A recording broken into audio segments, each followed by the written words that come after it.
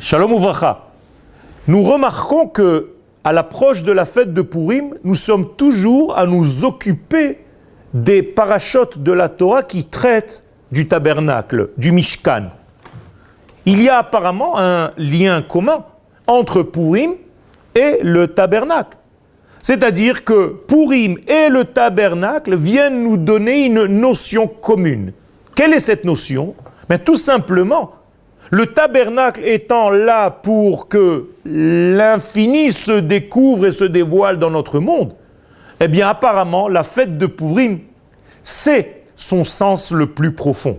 C'est de faire en sorte que l'infini vienne résider dans ce monde fini. Donc le lien entre le Mishkan et Purim est très clair. C'est le lien entre l'esprit et la matière, entre le jour et la nuit, entre l'homme et la femme, entre le ciel et la terre, entre l'infini et le monde fini.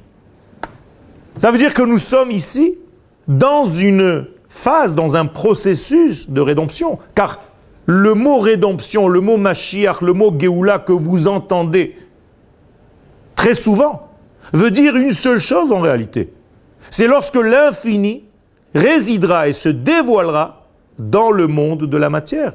C'est-à-dire lorsqu'Akadosh Baruch Hu posera entre guillemets ses pieds sur terre, nous serons dans cette vision prophétique de la Géoula.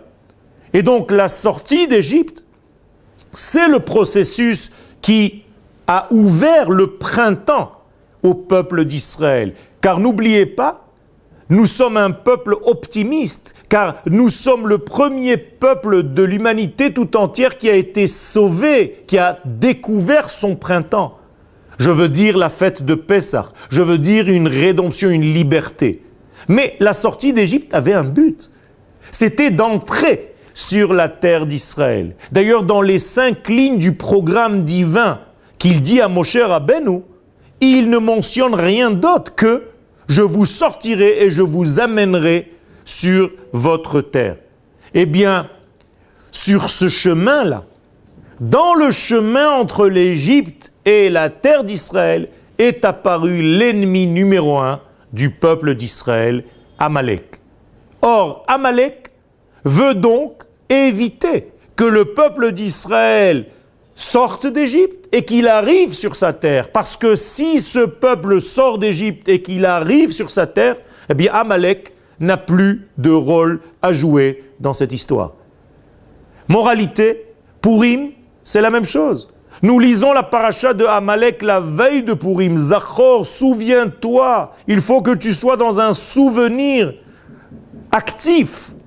Et Asher Asalecha Amalek. Souviens-toi que c'est l'essentiel de Purim. Sans se rappeler de ce degré de Amalek, tu ne peux pas réellement rentrer à Purim. Tu rentreras à Purim, tu feras des choses à Purim, mais tu n'auras pas compris le sens profond de ces 2 jours.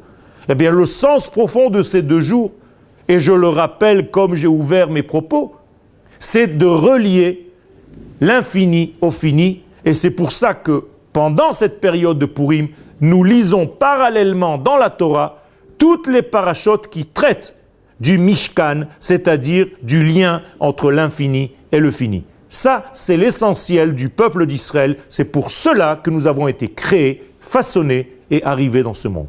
Toda Rabba.